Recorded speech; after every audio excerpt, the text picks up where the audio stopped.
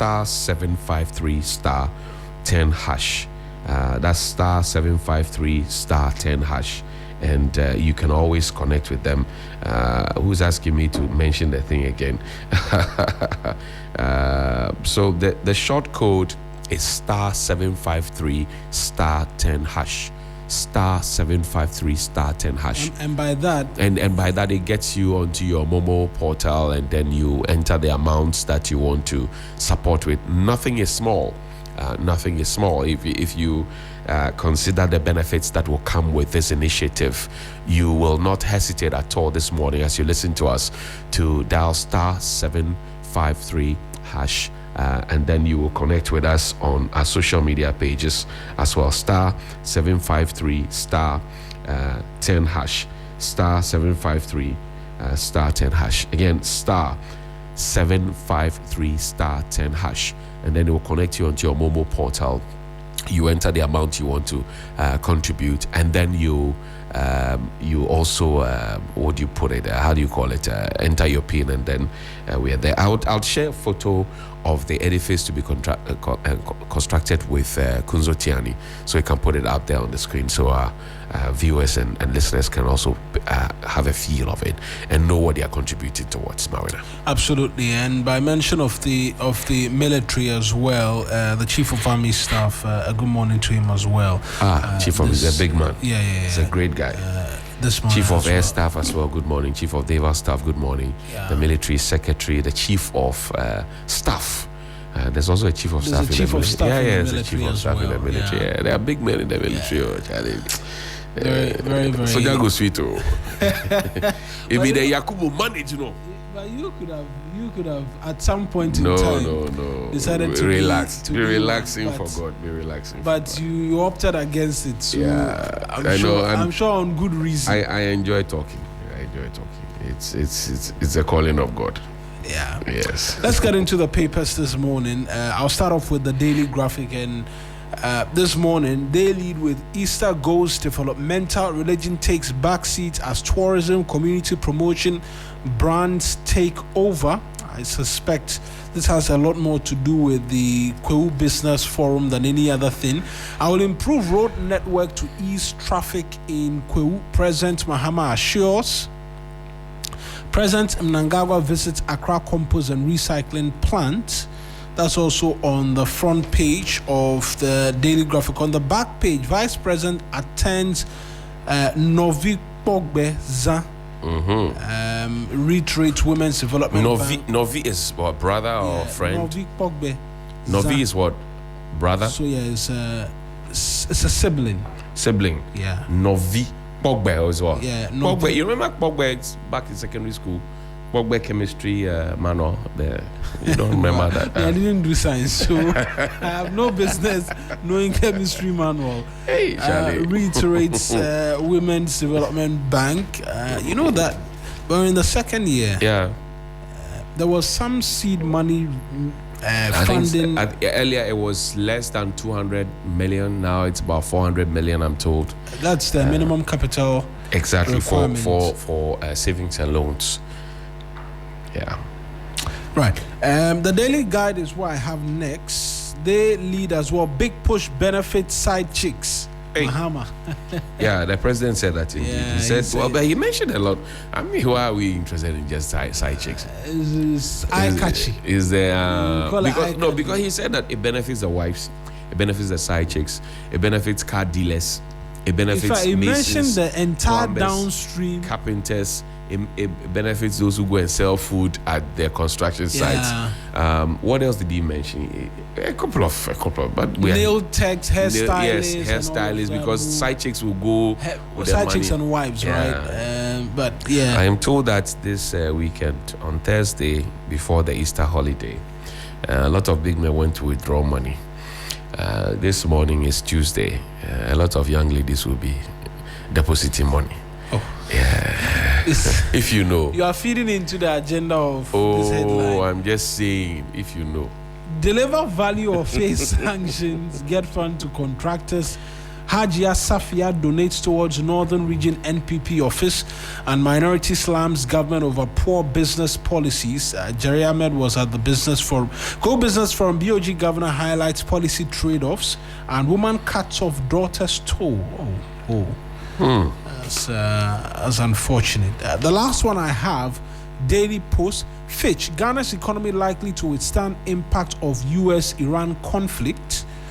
Okay, that's somewhat comforting. Ghanaians in Lyon welcome President Mahama to France. Ghana must become West Africa's manufacturing hub now. Chief of Staff and NPA deepens safety education at Kwewu Easter. On the back page, as always, if you know the Daily Post, they have lots of pictures from that Kwewu Business Forum for us. You can grab a copy for yourself and as well see for yourself and do a bit more in terms of reading. Right. The Ghanaian Times this morning reports to us that Middle East crisis chaos, choose dialogue over violence. President Mahama appeals at Easter service, and that's President Mahama there waving out there to the faithful at the Easter convention. Interesting turn of events that happened there as the president at that convention with Archbishop Dag Hayward Mills on Good Friday service. He had asked his ADC, the great Colonel Issa, to take a seat, and Colonel says, "No, sir, I want to do my work." Look, the gentleman is too professional to a fault. I mean, like the president had to tap him. Yes. And say, and you know, within their circles, once your commander-in-chief or your superior officer holds you and tells you, it means that's a direct order. So then you have to play by the rules. But it's not been that's not the first time. There have been a lot of occasions. Sometimes the president, getting excited about people cheering him on and all of that. And then sometimes he would walk up to the president, whisper and say, "President, you have to stand still. The national anthem is playing." Hunt him. He does the work with so much ease and finesse, and it's so beautiful to see it. But also, ultimately, you see a president who is so humble, so affable, and so dear, that he says, "Look, I feel comfortable here, Mr. ADC. Please take a back bench for me. I beg you. Please. Hey, president is telling you, please. No, but he's a man who wants. But Sojaman says no. Sojaman says no. Sojaman says I saw no. I got a lot of people talking. People are asking about protocol. What was the protocol? Oh, please. Not that protocol in a bad light, but there were a lot of people were actually but the man was just doing his work, and he was very impressed insisting with the on fact doing that, his work. yes. So then you know that your president is well protected if he is within the confines of the eyesight of this man and his. So let's give Colonel Issa his flowers this morning. Colonel Issa, good morning to you, and we celebrate you this morning for your sterling performance. Well done, sir. Now, ADB posts 367 million Ghana cedis profit after tax. Macroeconomic stability came at high cost. Bank of Ghana governor. Deliver quality projects or face sanctions. Get fund warns contractors. Zimbabwean president tours ACAP after Zoomlion, Geo, Promona signed the MOU. Comes with a photo of Mr. President Mnangagwa, His Excellency. On the back page, farmers in northern regions push for irrigation expansion. Oh, I miss Aligabam. Irrigation. NPA donates 1 million Ghana cedis to Ghana Medical Trust Fund. The Daybreak newspaper says Ghana Exim Bank targets 60% growth in rice poultry production by 2030. Local government minister urges prayer sacrifice for Ghana. Ahmed Ibrahim is the minister responsible for local government chieftaincy and religious affairs. Investment firms behind customs AI deal. Otrebefi hits. He is a former deputy minister and also MP for New Drabin South. Dr. Hafiz bin Salih writes, Mustafa Hamid ready to lead. That's Sheikh Dr. Mustafa Hamid. And the Overseer newspaper is the final one for me this morning. Says, Mahama Lords Julius Deborah for shaping co-business forum. AMA or AMA confirms trading will be banned on Kaneshi Footbridge after the rehabilitation. And I want to salute the mayor for the AMA as well. Michael Kpakpo-Alote, he did a sterling work by asking that, look, this we all know that this is not good, and eventually it will come to hurt us. So let's pause and not have any trading done on this. And I think that the mayor of Accra with his team deserve some applause, because I've had cause to complain about this on Johnny's Bite, raised the issue about the 2 footbridges at Kaneshie, and it only took one directive from the mayor of Accra after he had gone there with his team to say that, look, we have seen this, it's not good, it's going to cost lives, it's going to hurt people, let's temporarily close it, let's create an ambient way for people to use an alternative. And I think that the mayor and his team deserve applause. What we want to see in the future is that the call and the promise to ban trading on the footbridges end, because that's not the purpose for putting up the footbridges. I know that when the mayor was first appointed and confirmed, nominated and confirmed, he and the MC for the Kokma area, Mr. Gacy, Alote Gacy, they went to the Kaneshie area to clear the people off the bridge. Unfortunately, the people are back there. The mayor bemoaned that situation because you send people there and the people are either pulling out party cards or telling you they are indigenes, or they are compromising the guards or something like that. That's the part of the whole thing I do not understand. Pulling your party card, safety cares very little about. I love what the mayor did at Makola when he went there. And somebody said, look, I'm from your tribe, I'm your kingsman, I'm from your gate. He said, no, that's the more reason you should help me if you are indeed from Sempe or Sinupi. And for those who don't know, Sempe means Sinupi. Say it as it is.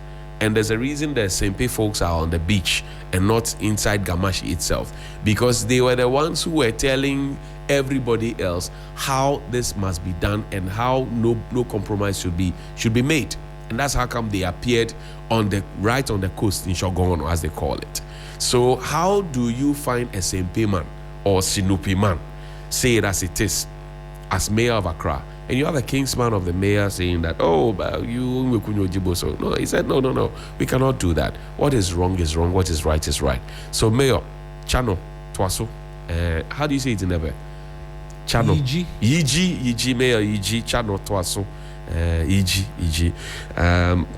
Also, the Metro Mass secures 100 buses, more expected to boost public transport. We're expecting 300, now we have 100. Mr. Carly Caesar, Esquire's Metro Mass boss, we hope he doesn't sell this as scraps like his predecessors did. Former NDC chairman Ofusu Ampofo loses father. Oh, may he rest in peace. Opening Kwabena Ofusu Ampofo. Gold Board's exclusive control has kept leakages in gold trade, according to Sami Jemfi, the CEO. Ghana to develop 60-hectare irrigation plan to boost tomato production, according to President John Mahama. So if Burkina had not done this to us, would we have? Hey, Charlie, we do they play? On the international front, I'm seeing soaring energy prices plunges Cairo, that's Egypt's capital, into darkness. Energy prices are soaring, because they are closest to all of the conflict and all of that. They are not getting fuel, and their government is introducing measures to curb the rising costs. I'm just scrolling through the graphic and I'm seeing that. So soaring fuel costs due to the US-Israel war on Iran have pushed the Egyptian government to issue a month-long early closing order. Small businesses are scrambling to adapt. At a roadside cafe in downtown Cairo, Abu Ali was mid domino throwaway when the lights snapped off under new early closing orders enacted to curb Egypt's soaring energy bill due to the US-Israel war. Now, the month-long order instituted last week shuts shops at 9 p.m. on weekdays and 10 p.m. on weekends, with a brief extension to 11 p.m. expected for the Coptic Easter holidays. It's a jarring shift for nocturnal Cairenes. So what? They are shutting them out and closing shops early than usual because but fuel is not available and all of that. I think that Donald Trump is, I'm on radio so I'll be very measured in my words, but he's not behaving properly. And you know, he had indicated he had a back and forth with Piers Morgan, who took a swipe at him. Donald Trump had tweeted on X that Tuesday will be a power plant day and bridge day, all wrapped up in one in Iran. There will be nothing like it. Open you can't read. You can't read. You can't read some of the things. You crazy bad stars, and you'll be living in hell. Just watch. Praise be to Allah, President Donald Trump. And Piers Morgan comes and says, this is embarrassing. Delete it, President Donald Trump, unless you want everyone to think you have lost your marbles. But Donald Trump has been very fruity in his language. Again, I asked the question I asked, was it yesterday, that why are you going to attack people who are defenseless? Infrastructure those are red lines you don't cross. It tells you that he has lost the fight. He is being a crybaby and he's looking for an exit, but he doesn't want to do it by eating an humble pie. And that's a shame. That's a real big shame.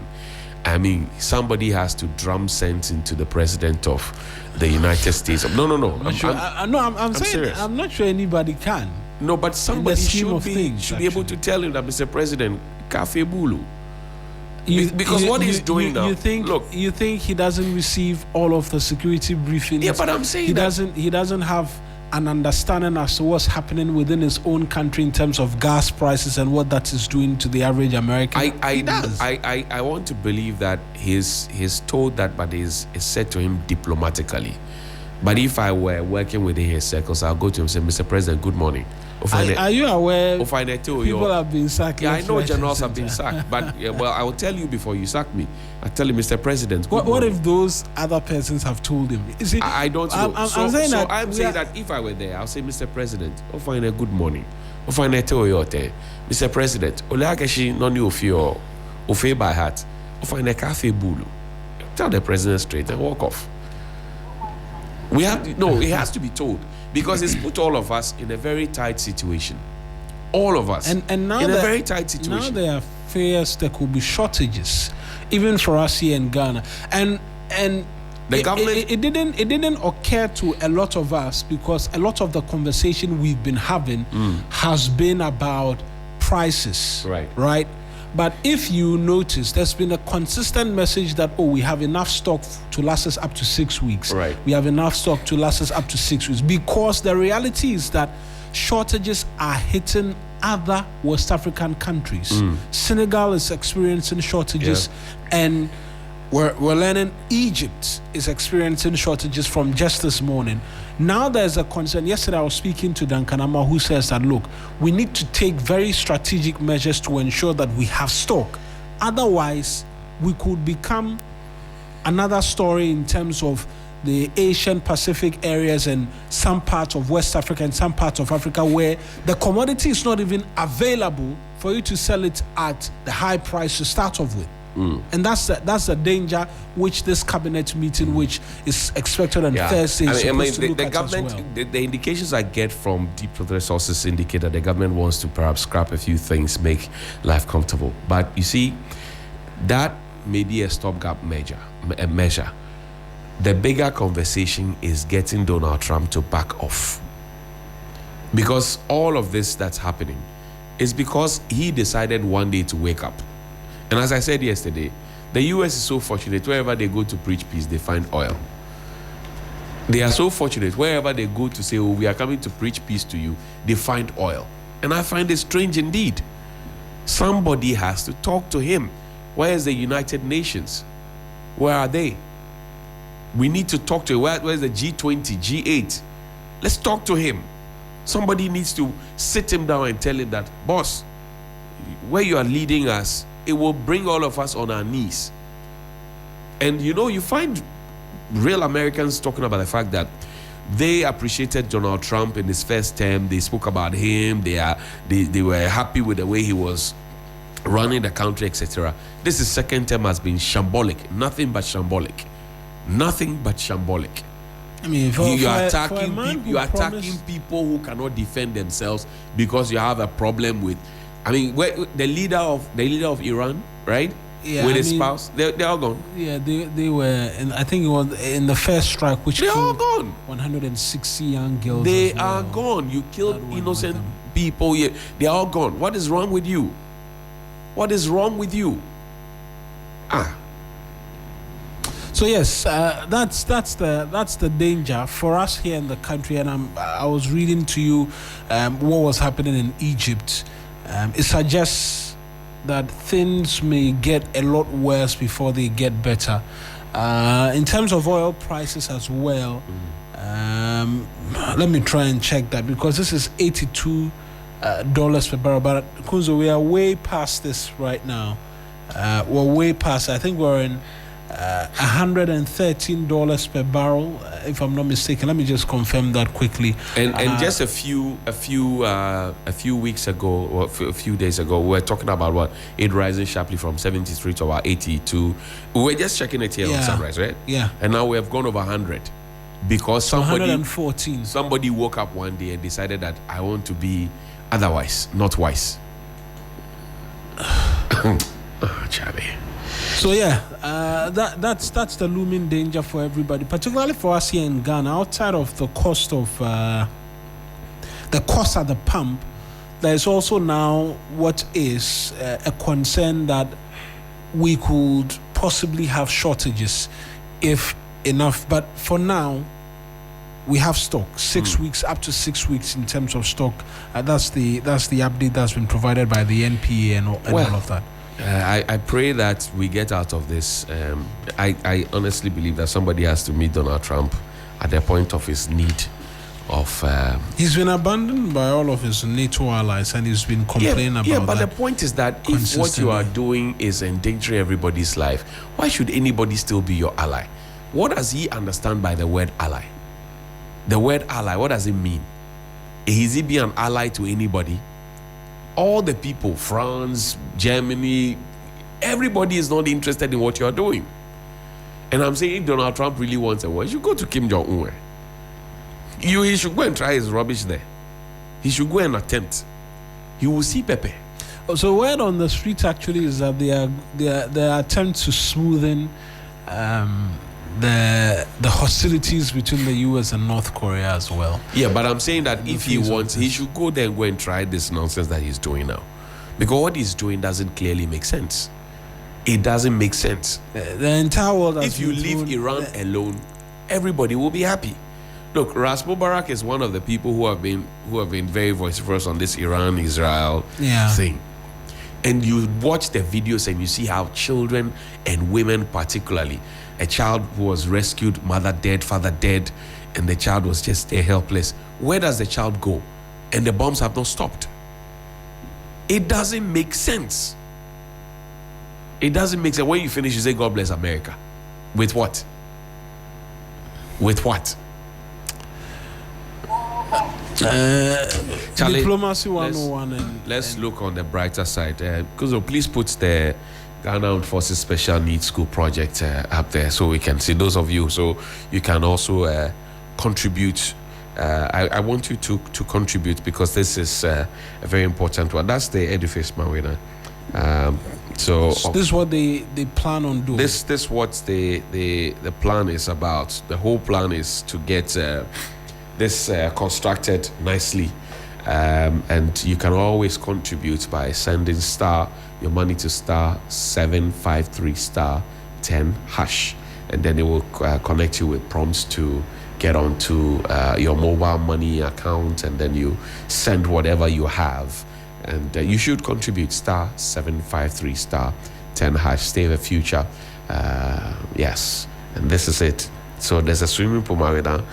This is from preschool to SHS 3. Yeah, there's a basketball court as I can see it.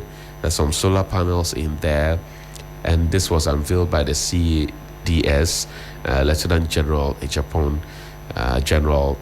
Brigadier General KK Kome, who's the head of the project, and then also the service chiefs as well joined in, and the chief of staff as well.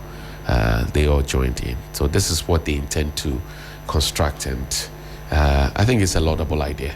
Laudable idea indeed. Absolutely. There's a story that I believe will be of great interest to a lot of people who are listening. There are two MPs who are pushing a private members bill to cap the age for persons who can contest parliamentary seats. The upper limit at 65 years. Oh, it's not 60 years. 65. So, two members of parliament have introduced a private members bill to amend Article 94 of the Constitution to set the maximum age requirement for contesting a parliamentary seat at 65 years.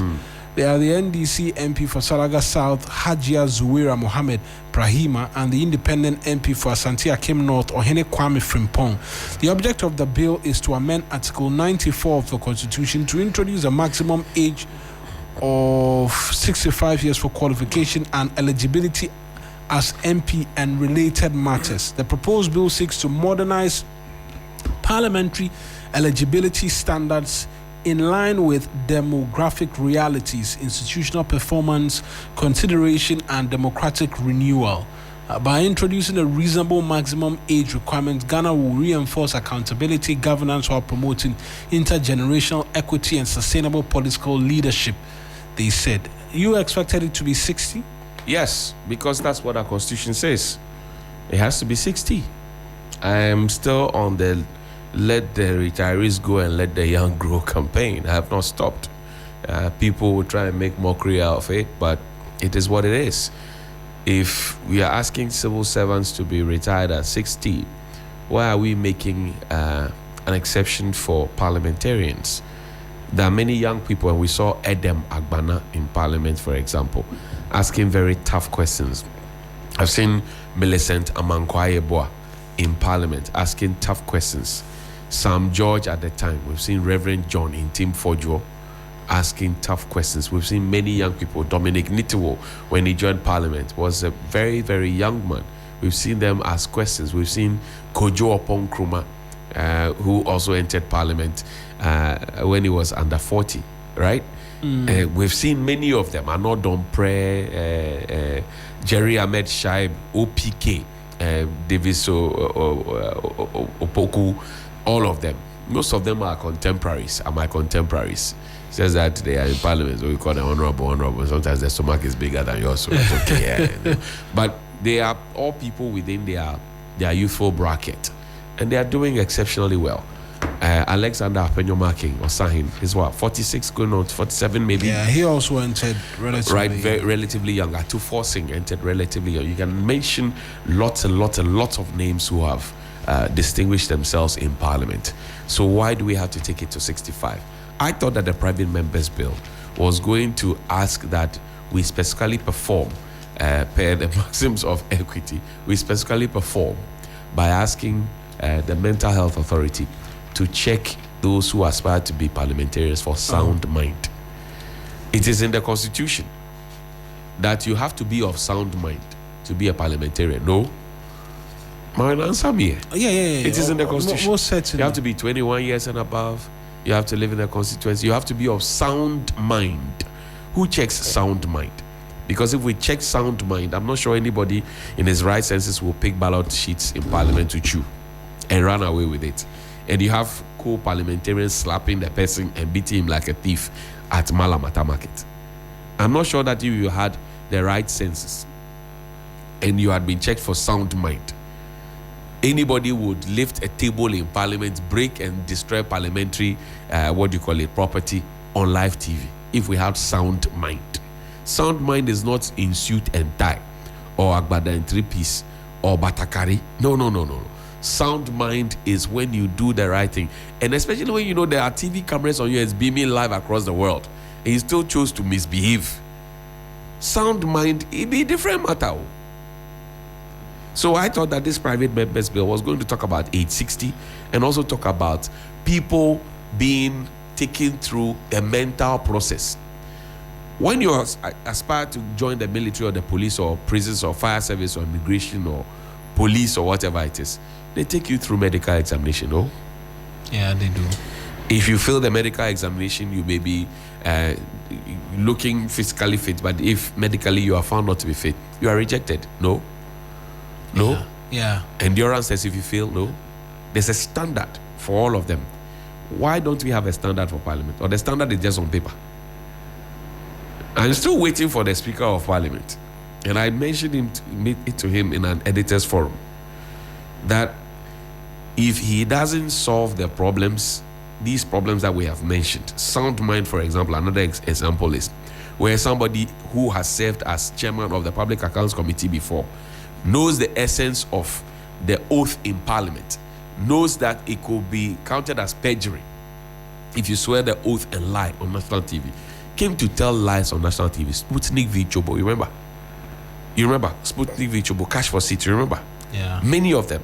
And the speaker has not held the people to strict proof. He's a lawyer. And I told him in that editors meeting that if he doesn't fix the problems, it will hang around his neck as his garland of shame. Even though he has an impressive political career, people will remember him for that. So the private members bill is okay, but they should go and amend it. The ceiling should be 60 years. And everybody else who wants to go into Parliament must be checked for sound mind, must go through a mental evaluation. It is in the Constitution. I didn't write it. Because if you don't have sound mind, you cannot make sound laws. It's common sense. Right. Very, very important. I don't know about 65 personally as well, in terms of raising the age limit. Everybody else is supposed to go on retirement. Yeah. At 60. At 60. Unless you have a special skill. That's what the 166 says. So, it's a special skill that nobody else has. Then you are considered for a contract extension. And during that period, you impart the knowledge. Do we see that? You have people who are 62 or people who are 59 getting ready for their 60th. And you know you have to go on compulsory, leave prior to retirement. They will put in an application to go for a training outside. And when they come back and they are supposed to go for the compulsory leave prior to retirement, they'll say, I've just gone for training, I've come back, I have the knowledge, I have to impart it, so give me extension. They gazump the system. Most of them do that. So this 65 that they are pushing there, it will not work. I will personally campaign against it. But generally, there's been conversations as well about increasing the retirement age. You see, and it hasn't picked up quite the. It will not pick up, Marina. You know just why? As yet, it will not pick up because you have what is our unemployment ratio? We have a 14% going on to 15%. That was what this government inherited. Going on to 50%, in spite of the fact that we're told that jobs have been created, blah, blah, blah. We know what the figures are. Or don't we know anymore? We know. Now, if you have a young population that are not employed, they are waiting for 24-hour economy. They are waiting for factories. They are waiting for their colleagues to get money from NEIP and GEA and others to set up businesses so they can collaborate and employ some more people so people can find bread to put on their table to cut, so that when they are cutting their parents' bread, it doesn't make noise in the ears of their parents, even though cutting bread doesn't make noise. Yeah. You don't desire to increase retirement age to 65. What would the young population be doing? What are they supposed to do? Somebody is 35, somebody is 32, somebody is almost 40. They have no jobs. They are yet to taste employment. They are yet to taste employment, to even know what it means to pay SNIT contribution. And if you have not contributed for about 15 years to SNIT, forget about it. You have benefited from the system for over 30 years, maybe 32 years, 35 years, and you are still looking forward to a contract extension. You are wicked. You are evil. I don't have a problem if somebody above 60, 70, all of that becomes a board chairman. I don't have a problem. Because there's work experience, there's managerial experience, and there's directorial experience. Which can come to bear. So if you are a director, a board of directors, and you are the chairman of the board or you are on the board, I don't have a problem. I don't want young people who don't know. We saw what happened at Ghana Airport Company Limited. I don't want young people to become board people. No.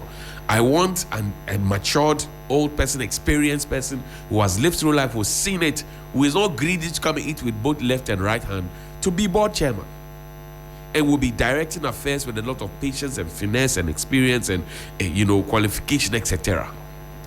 You can have young people there as CEOs and MDs who are burning with passion, like you're seeing at ADB, burning with passion, bringing in revenue. You're seeing at GCB, burning with passion, bringing in revenue, like NIB, bringing in revenue, Gold Board, burning with passion, bringing in revenue. You're seeing them, and you're seeing the results of what they're doing, like Tamale Refinery, Combat, burning with energy, bringing in. That's what we want to see. But where you want to maintain old people's brigade, where did that evil appetite come from? I'm not anti-age, but I'm saying allow the young people to also work. Do you know what it means if you wake up, Mawena, and you are 39, 35, 40, 42, you have no job, you have 2 children, 3 children, they have to go to school, and they come asking you for cocoa money and you don't have. Do you know how it demoralizes you as a man? It makes you feel less.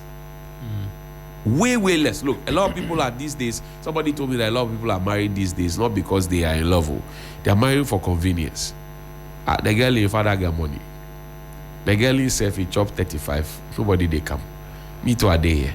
Are they hungry? I don't get job. Father get 1 or 2 businesses that you can handle. Yeah, I can be put there and I will handle the matter. So the thing no be love. The love will come along the line maybe. But the thing no be love. The thing be Takashi, inshallah. Why should we treat our people like that? I'm not saying that the job should be sitting there for people to come and find. That's a different conversation altogether.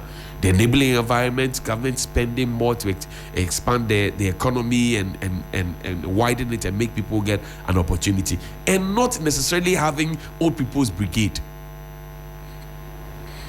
We complained about it in the past, we'll complain about it again. So all these antics of 60, 65, blah, blah, blah, tell the MPs that, and you look at the ages of the MPs who are making that call. Young people. They are relatively...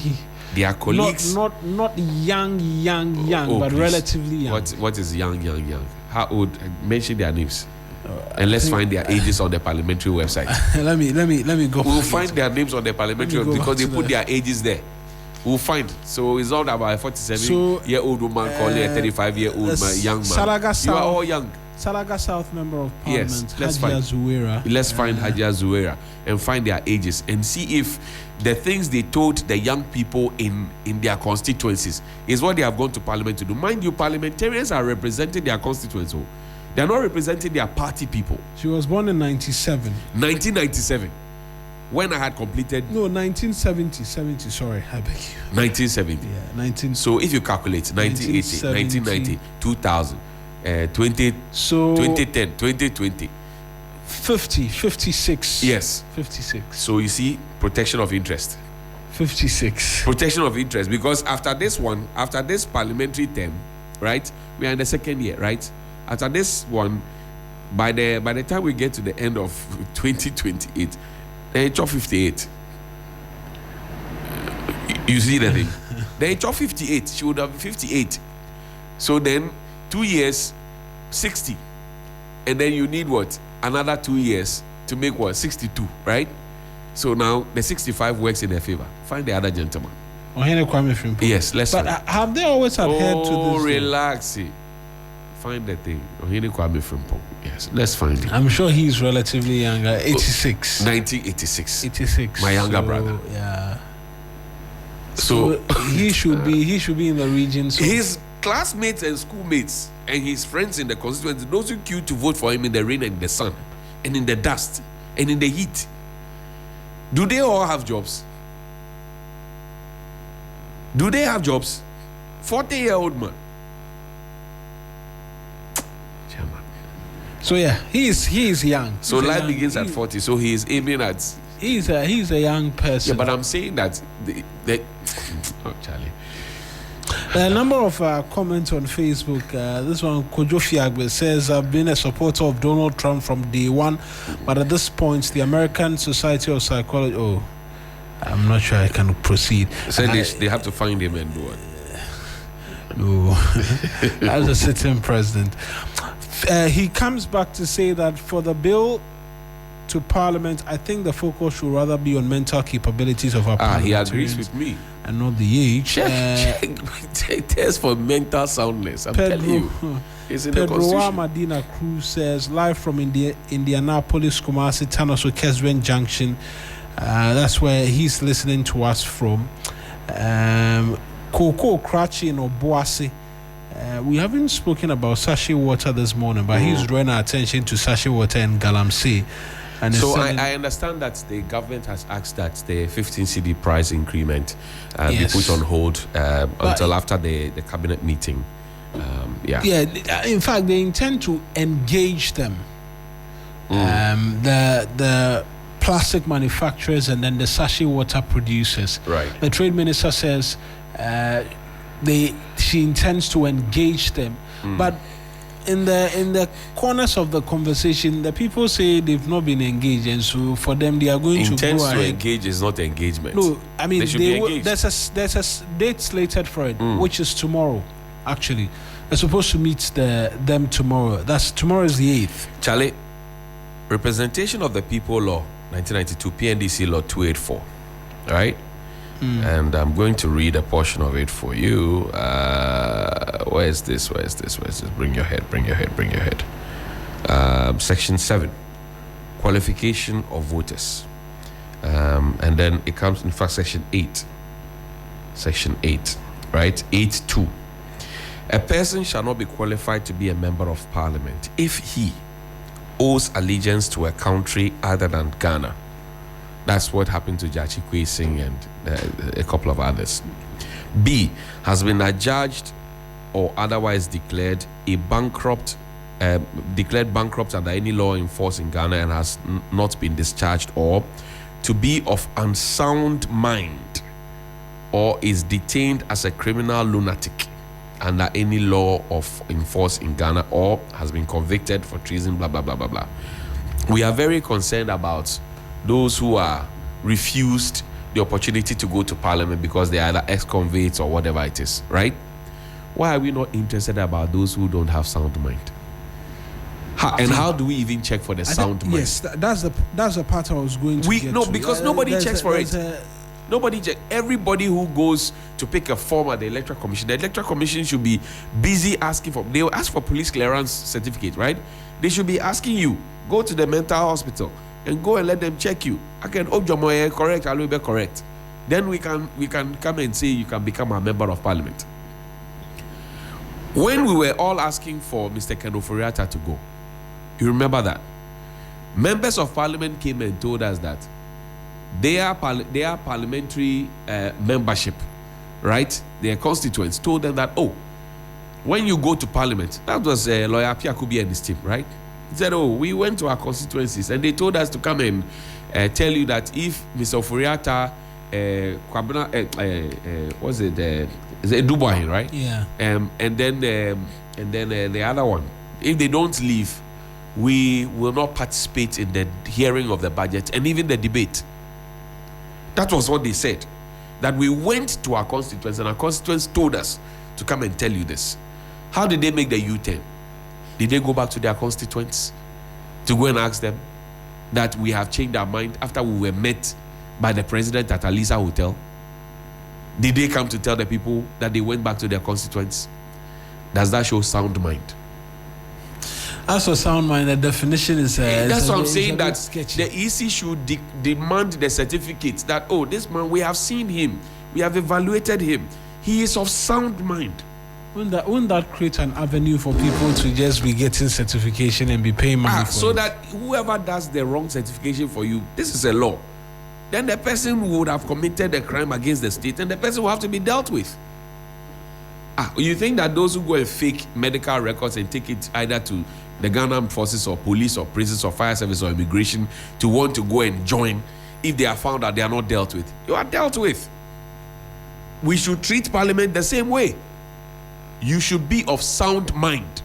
Because sometimes some of the arguments that are made in parliament, somebody said if you go to Google and the reference point of somebody making a debate and making in parliament is Google. Parliament of Ghana. You have a research assistant assigned to your office. You have pigeonholes, you have a working internet, you have a computer. And all you can say in your argument in parliament on the floor that is being captured in the Hansard is when you go to Google. Charlie, we play too much. And we will give such an individual a car loan and we'll call the person honorable. Those are the perks of the job. Yeah, but so what job are you doing? The perks of the job. So what job are you doing? The perks of the job, yes, we agree. But what job are you doing? You need to be doing a certain kind of job to get perks. If you're not doing the work, what perks are you getting? Is it the job of being called MP honorable? Is it? Because you are even supposed to come to parliament with a certain expertise. Unfortunately, in our constitution, there's no demand for a particular expertise. Absolutely. Which is why... Which job in this country do you go and apply for that they do not ask you for work experience or qualification? Which job? The only qualification to become a member of parliament in this country is that you have to be 21 years of sound mind, having lived in the constituency for some time, and not bear allegiance to any other political, like any other country, and be a registered voter. Finish. So you have hairdressers in parliament, and they'll put them on a committee of mines and energy. What is the expertise? Oh. No, I'm asking. I'm not sure they put. I'm not sure they put any saying, of them on. I'm just saying it's that just an example. There are committees in parliament, specific committees in parliament. In this our house, when we are setting up news desks, don't we look at the competencies of people to put them in desks or on desks? So why is it that the House of Legislature, which is the third arm of government, policy, which actually makes laws for us to follow, which makes laws, and if you flout, whether you be the Chief Justice or the President, if you flout that law, you go. How do you have a house that doesn't have a certain standard of in terms of qualification? Mind you, when you want to become an assemblyman or a local government person, unit committee, whatever it is, they ask for your last educational qualification. Maybe you have not paid attention. Check when they put the notice of posts out there for assemblyman and unit committee. They ask the highest level of education. Some write SSC, some write WASI, some write GCE level, some write degree, some write postgraduate. They indicate it there. And it's there in the community for everybody to see, because we are looking for the best. Then our parliament says you have to just be 21 years. You have to be of sound mind. Nobody checks it. You have to be a registered voter. You don't have to bear allegiance to any other country aside Ghana. And you are in parliament. If you are in a stronghold of either NDC or MPP or any other political party, you have to win your primary. You win your primaries and you are in parliament. And some people have gone to parliament and never uttered a word, even though the word parliament is parler, to speak. And somebody was complaining the other time that he's sitting behind a pillar, the speaker doesn't see him. Charlie. So, Charlie. From what you say, it brings into sharp focus but how the politics is practiced. But it appears to be almost everywhere in this world, right? You just rise to fame, popularity, and you can stand in your locality, vicinity, your constituency, and then you become a member of parliament. After you get there, then a decision can be made as to, okay, this and this are your qualifications, and so let's put you here, let's put you there, and let's do this, let's do that. Look, otherwise, there is no deliberateness, right, as to filling the house with experts, technocrats, what have you, who can take government policy, look at it and say, based on the experience and academic work done, this is it. We can say this aspect goes through this part, we're knocking it off, and they come before the house when a bill is presented and goes through the committee stage and all of that, and the committee does its work. They come and there's that reasoned scientific explanation as to why things are the way they are. In fact, in all of this war that we've had between Iran, Israel, and all of that, there's been a lesson of some sorts that's been drawn, particularly from the resistance we've seen from Iran, in that they have a lot of scientists, they have a lot of experts who man critical points of governance. The economy and governance. Absolutely. And so someone say that if you give your country to experts, the difference is always telling. As against when you just give it to career politicians and what have you. In Parliament, every member of Parliament, all the 276 parliamentarians are supposed to be members of a committee of Parliament. True or false? So whether the person is qualified or not qualified, it behoves on Parliament to find the person a committee. Exactly. But what is the person bringing to the table at the committee level? I'm not talking just about school. School. No. I mean, people have. I know people who have master's degree who talk tosh. Plenty tosh. So that's not there. I know people who have PhD who talk tosh. We know plenty of them within the media space, but that's not the conversation. Experience matters. Experience, it matters. Qualification matters. What qualification cannot do, experience can. And what experience cannot do, qualification can. You can interchange them at any point and it will work, it will fit. So you need to bring something to the parliamentary table. If we do not change this in our constitution, everybody will go to parliament. We were here when we saw Honorable Aponcho or something. What's his name? Yeah, he wanted to be assemblyman. The guy who said he would give Akwara Jesu full of molikoko and blah, blah, blah. He wanted to be assemblyman. Can you imagine? He wanted to be assemblyman. Can you That's imagine? That's the first point of governance. Can you imagine? Local level. Can you imagine? Can you just think about it and imagine? It's a question that Isaac Mensah Muda Okankwesa, he will ask you, can you imagine? Can you imagine? And this individual will insist that, call me honorable. If you don't call me honorable, can you imagine? This is parliament, though. This is our parliament. The third arm of government that is supposed to be holding the executive to strict proof. Checks and balances. And people can get into parliament without qualification. Even Jesus, when he came, Master Jesus, when he came,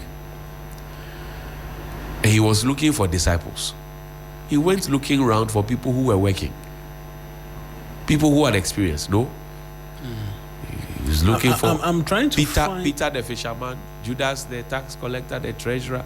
He was looking for people who were working, and it's the same thing we have transferred to our churches. You wake up one day and somebody says, "You're my friend," and he's a pastor. No. Allow me to make my point. And And he's a pastor. And you're my friend. Now I ask the question: which of Jesus' disciples was unemployed at the time when he was called? You know this man in the area. He's never worked before. He's never had anything doing before. Suddenly he creates employment for himself in the Jesus industry. You're my friend. And we all are quiet because as soon as spirituality and religiosity flows in, common sense flies out. That is what we have become. Nyame afrem, nyame frɛ wo wɔ. Ɔfrɛ wo sing. And I nyina yante, and I nyina yewuye. Your friend and now wada. No matter, agreed. But I'm saying that it's a very simple question I'm asking. Which of the 12 disciples of Jesus was unemployed before Jesus brought him on to come and work? The nyame afrem people should tell me. The Bible says, study to show yourself approved. Our parliament says a prayer every day before they begin their session. No? Yeah. Where does that prayer come from? It comes from the Christian fraternity within the biblical, whatever setup, etc. The Bible says, study to show yourself approved. Do we have people who have studied to show themselves approved before they appear in parliament? That portion of our constitution has to be changed. Get mental evaluation certificate for everybody and get people who are qualified and educated to sit in our parliament. And education, I'm not talking about English speaking people. Education is not within the four walls of a classroom. There's education that helps. Apostle Safu, Kojo Safu, he never spoke English. You won't find him speaking English. He's one of the biggest industrialists you can find in the world. So it's not the classroom thing. Somebody must come to the table with something. Right. I'm looking at the the Constitutional Review Committee, right, the latest work which was done on members of parliament, the only aspect which came up, because obviously they were picking memorandums and they were sampling views, the only aspect which comes up for conversation in relation to members of parliament is the size, where they say that there should be a capping at 276, which was a recommendation. And this was an abridged version, by the way. We understand there's a bigger one, even though this is 127 pages. The size should be capped at 276. Then, in terms of the electoral system, they are asking a question as to whether or not there should be proportional representation, amongst other things. There is very little mention as to the modes or means through which you go in the outside of eligibility of dual citizens, where they say that the committee recommends an amendment to Article 94(2)(a) to provide that a citizen of Ghana by birth who otherwise meets all other qualifications should not be precluded from election to parliament merely by virtue of holding citizenship of another country. Right. So that's all I see. Then they are also seeking to have 7 public officials not being able to contest. That changed as well. It looks like the work that this aspect of the conversation we were having did not come to the fore to influence in terms of that is decisions. supposed to be their primary thing. Look, tenure as well. I mentioned Mr. Isaac Mensah Muda Okonkwo South. He would ask a question: what do you bring to the table? Because you cannot come to the table empty-handed. Experience, expertise should be brought to the table. Not people who know next to nothing. So, for example, in the last 2-3 campaigns of the NDC, you find Muda along the coast engaging fisher folks, blah blah blah. If there's a conversation around fisher folks, that lived experience, that accumulated knowledge and experience and expertise comes to the fore. Do you understand? You are talking about production. The first person that you can think about, camera production, blah, blah, blah, should be somebody who has actually lived through the process and risen through the ranks. So you can mention Astu Sayable. You can mention Apefa Infojo. In this house, you can mention names. Sheila Doyobo. You can mention, and you would sit pretty and be okay that the work can be done. That's what I'm talking about. Our parliament, I dare say that our parliament is struggling because of some of these things, these considerations that we don't make. Our parliament is struggling because of some of these considerations that we don't make. And I liked what the president said when his party people came to him asking him about the big push. He said when he first announced the big push, there were friends of his who came to him, who he knows as wheelbarrow contractors. They came to him and they said, we also want to be part of big push. He said, big push is not wheelbarrow thing. When the wheelbarrow time comes, I will call you. But now it has to be somebody with deep pockets, somebody who has the wherewithal, expertise, experience. And that's what I'm talking about. So he didn't, even though they were his friends or they still are his friends, he didn't give them that opportunity. And then he reiterated at the core business that, some people came to me and said, we are giving the jobs to known MPP people, some of the jobs because they enjoyed during their time and that. And he said, no, I'm looking forward to have the roads constructed. That is my legacy I want to leave. And this is President John Mahama's legacy term. He did some things in the previous term, but this is what Ghanaians will remember him for. It would live fresh in their minds. He said, look, are they qualified? Do they have the machinery? Do they have the experience? Do they have the expertise? Do they have the cash to do it? Let them do it. And so what? Even if that's the kind of leadership I'm looking at. So I want our political parties to start paying attention to these things. That it's not because the person is popular in a certain constituency that you will put party colors on him and put him there and come and bring him to parliament. He becomes a liability. If he's not present in parliament, nobody hears about him. If he comes to parliament, he's coming to sleep. If he doesn't sleep, he's always on the phone or chewing gum in the chamber or Charlie. And have you noticed, you cover parliament? I have covered parliament before. Sixtus has, Yankee does, Komla Kluche does. I mean, in this house, if you throw us in there, we'll perform. Have you noticed that this is about the same faces that are always in the news? Yeah, there are 276 parliamentarians. So you can say the backbenchers may not be given an opportunity.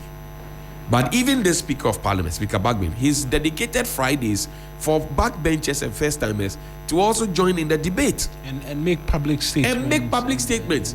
How many of the first-timers do you find taking advantage of this? How many?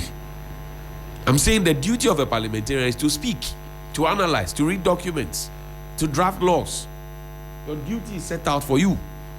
How many of the first-timers do you find being interested in even taking advantage of the Friday opportunity? How many? That's one. Number two, it is the same names and faces who always give us the sound bites that we see. If it is not Kojo Opon Kroma, it's Afenyo Marking. If it's not Afenyo Marking, it's Arnold Dompre. If it's not Arnold Dompre, it's Patricia Piaget. If it's not Patricia Piaget, it is who mentioned the names. Queen Star Sawyer, Zaneto Ajima Rollins. If it's not him, it is Mahama Ayariga. If it's not him, it's Jerry Ahmed Shai. If it's not, so mention the same set of people. And then you keep asking yourself, if it's St. George, mention them.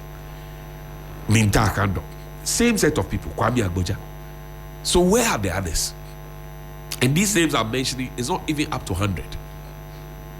The names and faces who make the news from Parliament is not up to 100. And we are always there in the foyer, we are always there at the press gallery, we are always there around Parliament.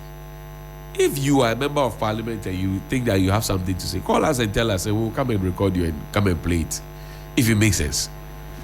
So somebody must bring something to the table. It's not just about no. We are tired of it. We are tired. We have been practicing this parliamentary and presidential democracy for over 30 years. It should bring about. You have octogenarians now telling you that the quality of the debate in Parliament has been watered down. I'm not the one saying it. And you can go back to 1993 and 1996 and listen to the quality of debate, the J.H. Mensens, the Hakma Udwa. Go and listen to the debate.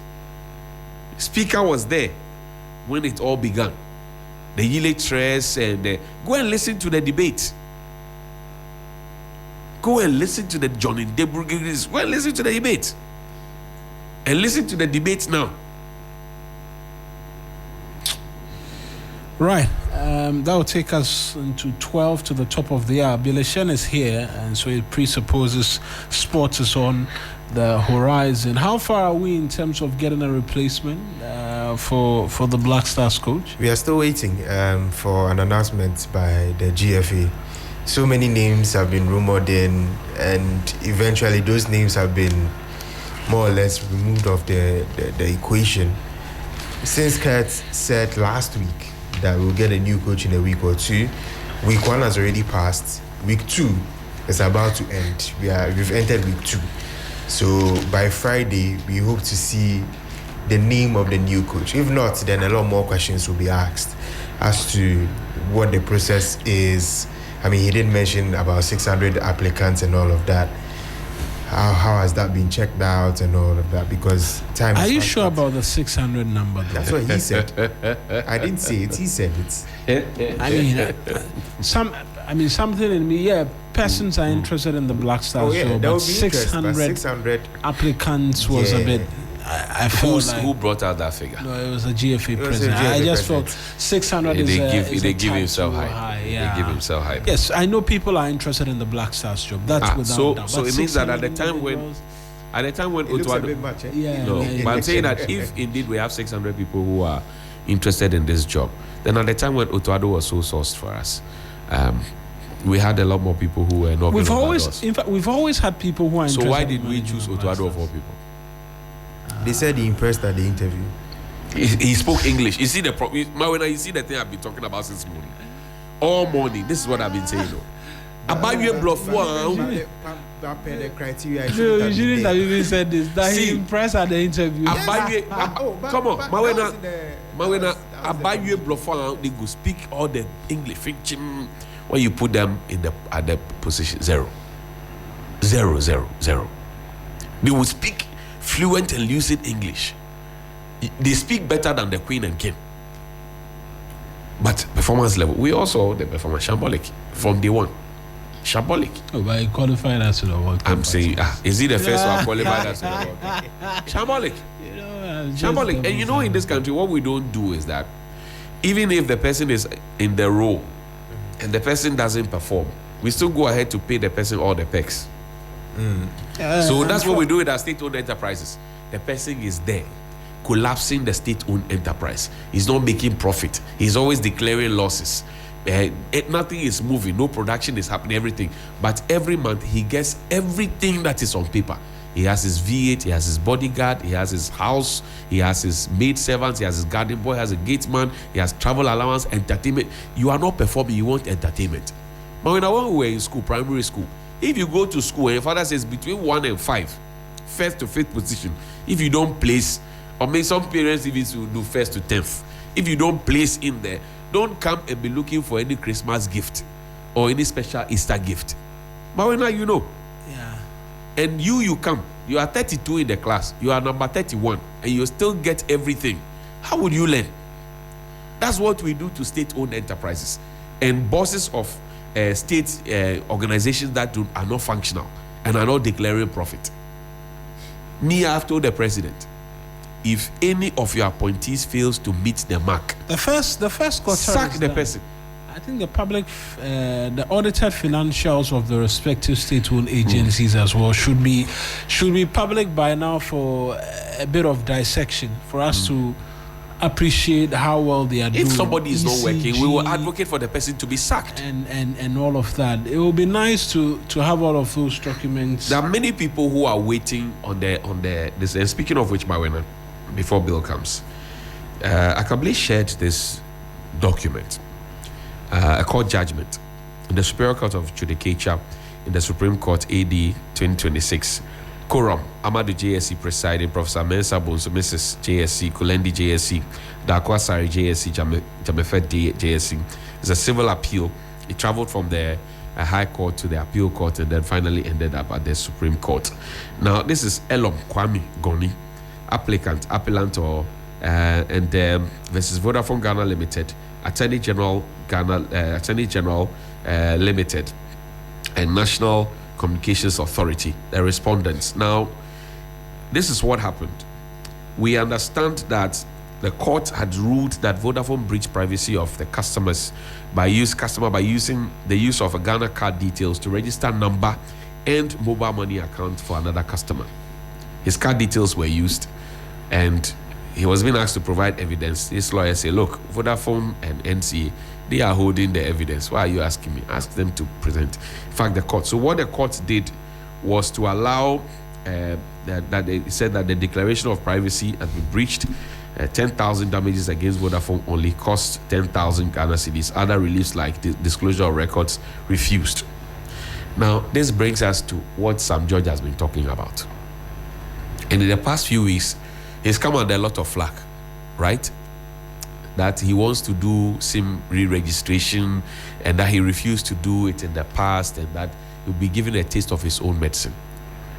Mauna, we registered our SIMs for 3 times, right? I went through it for 3 times. 3 times. Yeah, we've done. And at S-Line, I went through it 2 times. Prior to that, I had done 1. I think at the MDC, I had done 1. 3 times. And you still have this situation happening to no less a telco than Vodafone. It raises serious questions about whether or not we in fact went through the SIM card registration and whether or not the vendors we used and the system we use is anything to be trusted. How is my number used to register another SIM? My Ghana card used to register another SIM. And the mobile money account is created in my name without my consent. And I know that to create a mobile money account and SIM registration, your biometrics have to be taken. So how did that happen?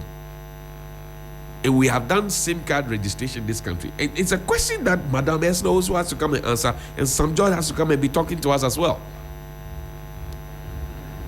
We queued. We were made to queue.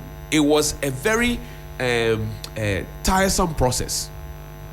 People queued. People left their jobs sometimes 3 days in a row. I did just report, trying to register a SIM. I did reports on that.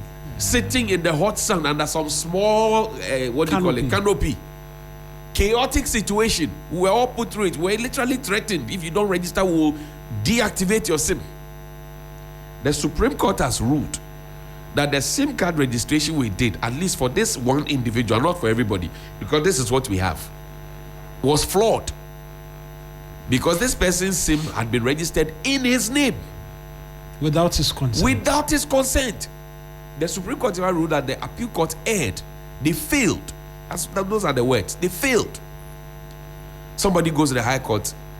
He doesn't like the judgment there. He takes it to the appeal court and they shut down. He persisted and took it to the Supreme Court. The Supreme Court has ruled in his favor. The Supreme Court has ruled in his favor. So the people who were part of the SIM card registration in the past, all those now telling us about AI and the rest, they have to come to the table and answer the accountability question. As Dr. Lawrence Tete says, this nonsense must stop. Good morning. Right then, let's get into sports with Bill Shen, after which we're back with a lot more for you here on the 3FM Sunrise. Stay with us.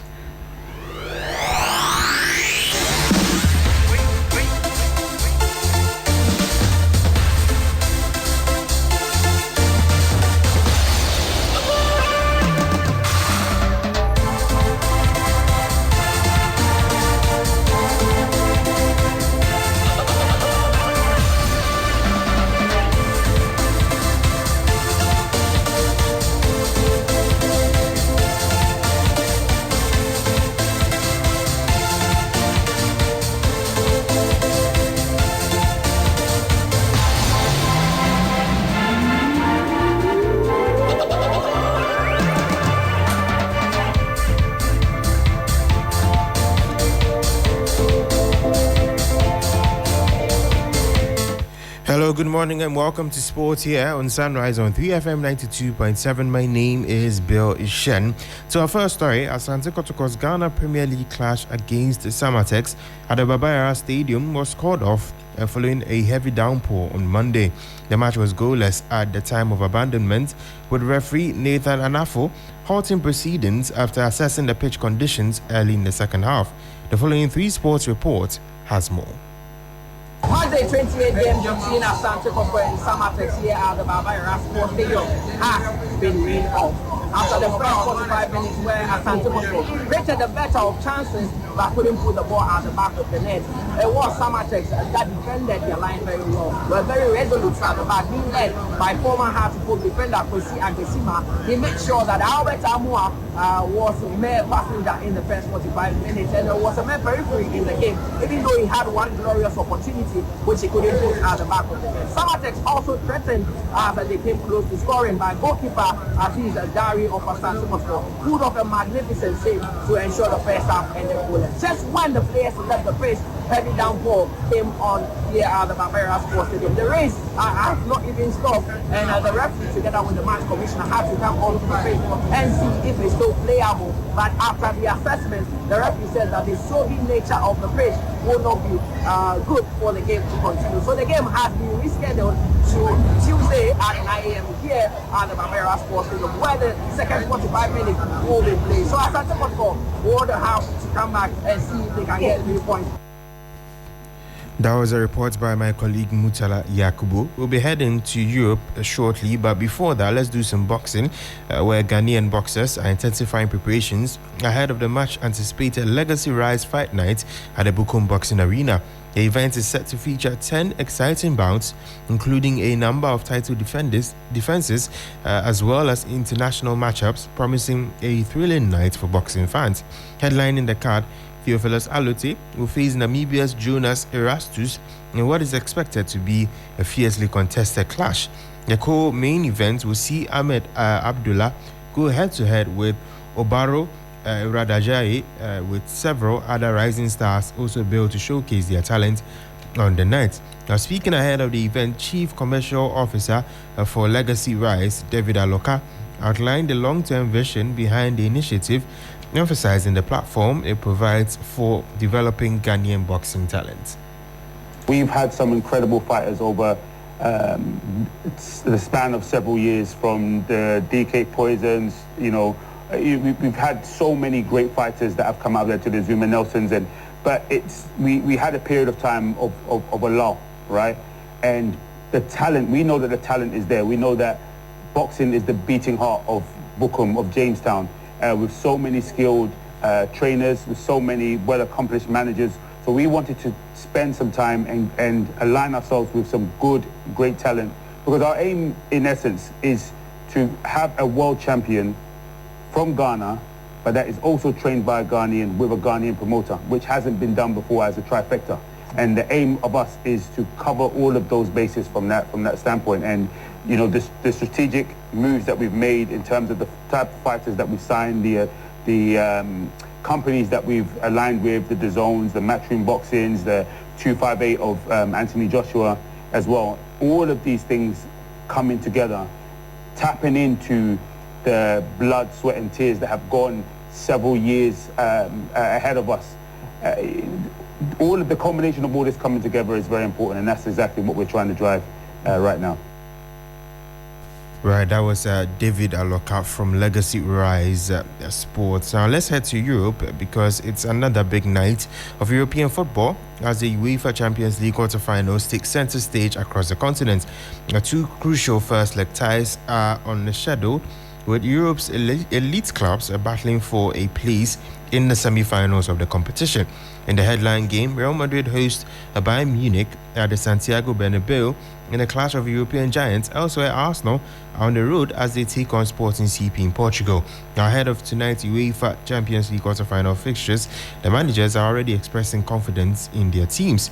Here is Arsenal boss Mikel Arteta speaking ahead of his game against Sporting CP. This is the quarters finals of the Champions League. It doesn't get much better than that, and we worked so hard throughout the season to be in this position in the competition. We're going to play an opponent here that we know about their records and what they've done. So hungrier than ever, very excited and very, very motivated for tomorrow's game.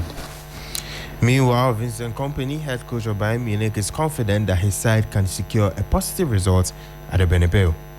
The version of Real Madrid that we have to prepare for is the best Real Madrid. The one that we saw against Man City, the one that performed in that game, that's what we have to prepare for. And then if you base it on that Real Madrid, then it's still one of the best teams in Europe. It's still maybe the toughest game you can play away from home in this competition. So those are all reasons in my eyes that make it a positive experience. We want to play this game and we want to win the game. That was Vincent Kompany speaking. Now, Erling Haaland hailed his new teammate Antoine Semenyo as outstanding after the pair inspired Man City to a 4-0 demolition of Liverpool in their FA Cup quarter-final on Saturday. The Norwegian striker netted a clinical hat-trick, his 12th since joining the club in 2022, but was quick to deflect praise towards Semenyo, who provided a pinpoint assist for Haaland's second goal before scoring a delightful dink of his own at the start of the second half. I will tell him to keep doing this a lot now because it worked out well. So yeah, I mean, we work in training. Antoine is new, so it takes a bit of time, with new players and all of this. And Antoine is outstanding. Nico outstanding again. Today he gave me a tap in and he makes a penalty. So I'm just super happy to be here. That was Erling Haaland speaking on Antoine Semenyo. Before we go, let's do some basketball because the San Antonio Spurs defeated the Philadelphia 76ers 115-102 on Monday night, despite losing rookie sensation Victor Wembanyama to a left rib contusion in the first half. Stephon Castle recorded a triple-double for the Spurs, who are battling playoff positioning in the Western Conference. Now, Wembanyama's injury is a major concern for the Spurs, who are hoping the 22-year-old phenom can lead them to a deep playoff run. The 76ers, meanwhile, are in a tight race for a top 6 seed in the East, which will allow them to avoid the playing tournament. That's it for the sports segment here on Sunrise on 3FM 92.7. My name is Bill Ishen. We'll see you same time tomorrow with more updates from the world of sports. Until then, have a great morning.